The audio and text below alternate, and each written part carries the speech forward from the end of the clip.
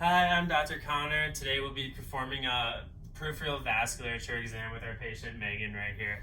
So first thing we're going to start off with is the upper extremity. So what we're going to do is we're going to have our patient just lay their arms out just in an anatomical position. You can just rest them right on top for me. And what we're going to do is we're going to be inspecting the arm, and at the same time we can also feel for bilateral temperature change. So while we're inspecting, we'll feel up and down, feeling for temperature change. Then you can go ahead and flip your hands the other way for me. Again, just feeling right here. And at the same time, we're looking at the nails, looking at the palms, the forearm, and the upper arm. We're looking for different things like discoloration, hair pattern changes, swelling, edema, anything going on with the fingernails, cyanosis.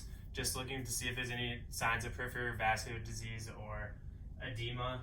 And then once we take a look and we feel our temperature findings that we're going to be looking for is if there's any cooling. It can be due to poor circulation, or it can be just due to a cold environment with the exams being done in. And if we have a warm feeling on the arms, it can be due to infection, or if they just got done working out, or if it's also warm in the room, or if they come from some kind of lymphedema or a lymphatic disease. So that's what we're looking for with our inspection and temperature change. So next we'll move into our palpation phase. The first thing we're going to do is our nail pressure test, and we're just going to be pushing down each of the nails, just like so. And what we're looking for is that color, that pink color, to return back within 2 seconds. If it's normal, it's within 2 seconds, and if it takes longer than 2 seconds, it can be due to either dehydration or some kind of occlusion, or maybe a little blockage of the vessels and vasculature down there. So once we do that test, then we can move into our tissue Tuger test. And what we're going to do is we're going to just pinch the back of the hands up and let it go, and that tissue should just move right back. And if it doesn't, you're going to do poor hydration again of the tissue. We're doing that bilaterally, just like so. And once we did our two palpation tests, we can go into palpation of our different vessels. So again, I'll just have you put your arms over and just rest them. So first we're going to do is the radial pulse. We're just going just with medial to that radial styloid, and we're just feeling with our fingertips and not our thumbs.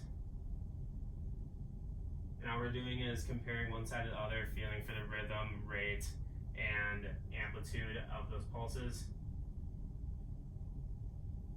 And they should feel symmetrical, and if they don't, it can be due to arterial occlusion on one side versus the other. Next we'll go to our ulnar, so we're just going to move more medially. You're doing the same thing. The last time we'll do brachial, but we'll just do this one at a time. So if I can just have you flex for me, I'm going to find that brachial, our biceps brachii tendon. You can go ahead and relax, and we'll just go a little bit superior and feel in that space. Feeling for, again, rate, amplitude, and rhythm. We'll go to the other side. Flex for me, please. Yep, just like that. You can go ahead and relax. A little bit superior, and just pushing right onto that humerus bone. Help feel a little bit better. Got it right there. Rate, rhythm, amplitude. So once we got all of our arteries, pulses identified and palpated, next we'll go into our different lymph node tests. So first one we're going to do is check for that medial epicondyle lymph node. So we'll just have the patient flex their arm to 90 degrees, holding the wrist, and I'll come in medially with my fingertips, find that medial condyle, and just going about 3 centimeters, palpating for that lymph node. And with all these lymph nodes we're about to test, we want to be looking for a normal lymph node is small, it's not tender, and it's movable in that area.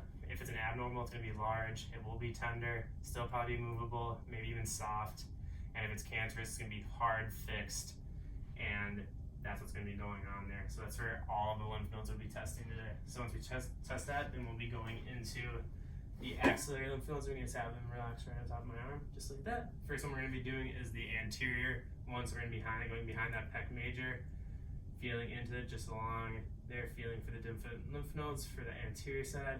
Then we're going to go to the lateral one. We're going to come up to the humerus right here, onto the bone, feeling for the lymph nodes there. Next we'll be going to our posterior, finding the subscapularis area, going underneath, and maybe even that little bit of that latissimus dorsi, pushing that out of the way, getting on that back part of the rib cage. feeling there, and then we'll come down medially right to here, feeling for those different lymph nodes.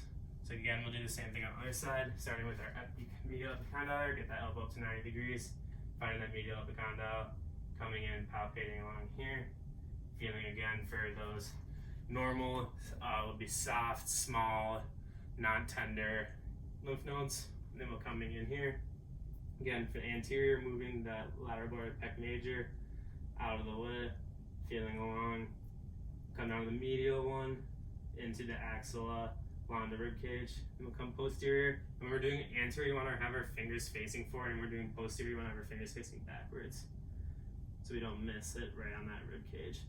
And we'll come lateral up at the top, like so. And then again, those abnormal ones are gonna feel soft, enlarged. They'll probably have tenderness and some pain associated with them if they have something pathology going on. So let's do upper body exam. Now we'll get our patient lie down for us, just facing up for us. And when they'll do the lower body. So now we'll inspect, looking for those same things. We're gonna look all the way up from, if you don't mind, just pulling a little bit up on, just right out here. Just looking for that ilioinguinal ligament all the way down the leg, like so, all the way down to the toenails. And we can even have the patient, we can look on the back side too, don't want to miss anything. You want to be able to look on both sides and not miss anything with the patient. Next, or again, when we're looking for that inspection, we want to look for discoloration, we want to look for edema, swelling, we want to look for unusual hair patterns. All can signify for different pathologies with our patient. Next, we'll do our bilateral temperature test. Back of our hands, I'm just going to rub my hands down the back side, just feeling for the different temperatures along your legs, like so. And I'll come on that side too, just like that. Go all the way to those feet, go to toes.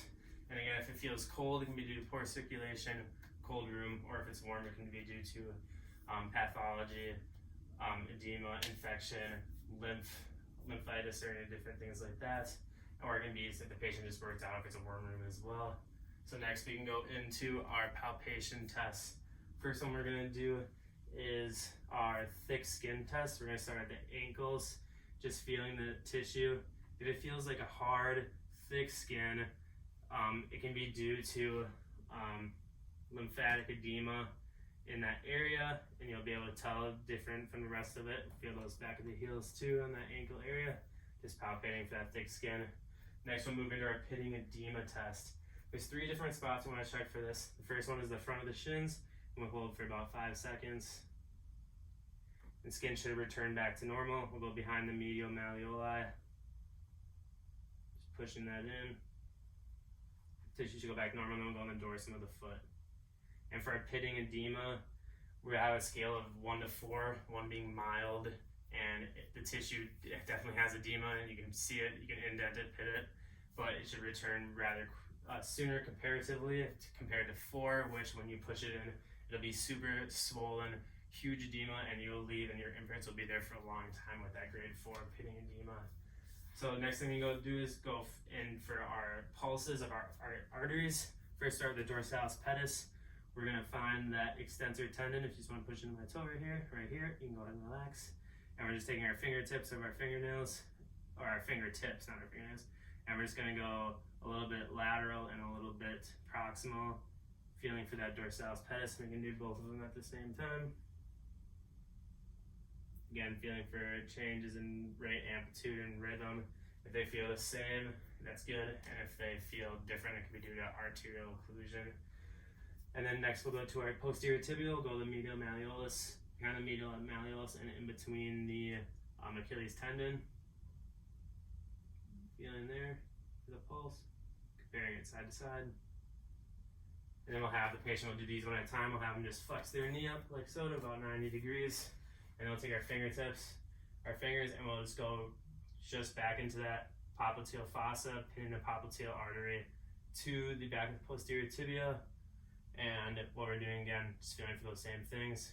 And we try to remember it, and we'll compare it to the other side. Bring our knee up, and we're wrapping our thumbs, keeping our thumbs up top and wrapping our fingers behind to be able to pull our fingertips, because we always want to feel with our fingertips.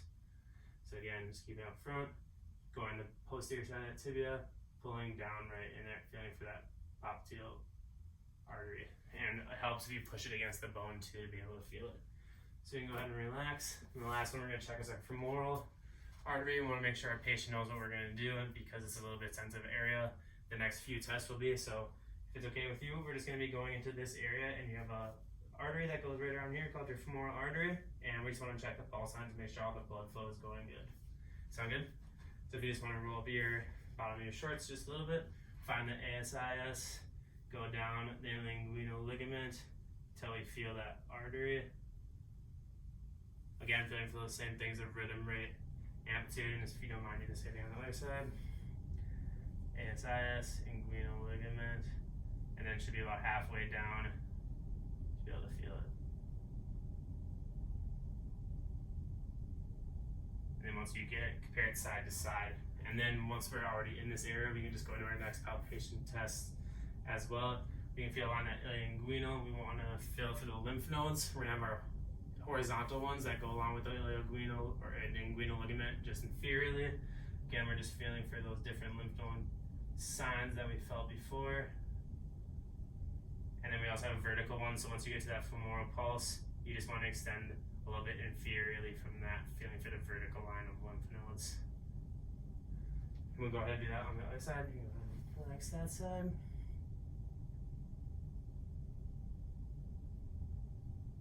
And then the last thing you want to check in this area is for an inguinal hernia. So right in between that spot I was just feeling for that femoral pulse and right by your pubis bone, we're just going to check to make sure there's no herniation of anything in your inguinal ligament. So if you just make a barrier for me right over your pubis bone, just like that. And then we'll just go a little bit more medial and just feeling for any bulging or buildup of tissue under that, just signaling that inguinal hernia. Then we'll come over to the other side. Just a quick check here. Again, feeling for that. And you want to be doing this skin on skin if you can. And there's nothing going on there as well. So the last things we want to do is we want to go into our other special tests. Next test we can do is Holman's test. This is for deep vein thrombosis. We're going to elevate the leg to about 45 degrees, and we're going to dorsiflex the foot, and we're going to squeeze back your calf. And patient, do you have any pain with this? No. Nope. And if the patient did have pain with that, it could be signaling to a deep vein thrombosis in that area. So again, lifting up, dorsiflexing the ankle about 45 degrees, feeling just like so. Any pain with that? No. Gotcha. So the next test we'll do is we're gonna have elevated leg tests. What I'm gonna do is I'm gonna lift your feet up to about 60 degrees, just resting right on top of my knee here. And then we'll do this for about 60 seconds. And what I'm gonna have you do at the end of this, I'm gonna bring your feet to the ground, and at the same time, we're just gonna do a fun swing motion up so that you're seated with your feet on the ground. Sound good? And what this test is testing for is to see if we have good circulation of all the vasculature all the way down to the toes. So this will bring, and we can even pump your feet a little bit, just your ankles up and down like this, just to help work that blood out as well. And then what we're gonna do is we're just gonna bring our feet to the ground, and the blood and color should return to our ankles, feet, and toes in about 10 seconds. If we don't, there's probably some arterial occlusion going on. So you ready? Go ahead and rotate down, sit up, just like so, and we'll just let the feet down, and just make sure. We can already see the color returning right back to our toes, so you know it actually has good flow through there. The last test we're gonna do is just have you stand up right up against the table there, facing this way, and we're gonna do our venous tap test. So we're gonna find the saphenous nerve by coming down to the medial part of the knee, right about here, feeling just above that medial femoral condyle. And then if we can have the patient just lift up the shorts just a tiny bit, we'll go into that around that pulse femoral nerve area, again under the inferior to the inguinal ligament, and we're just gonna tap. And if the patient were to have faulty valves within their saphenous vein, you'd be able to feel those pulsations all the way down to where your hand is lower. But I don't feel that, so that means that her veins are working right. Come over and just do it on the last side right here. And that medial femoral condyle up here, and then inguinal ligament. We're just gonna tap. Again, you'd feel those palpations coursing down all the way into your fingers if there was an issue with your valves. So I just want to thank our patient again today, and that was the end of our exam.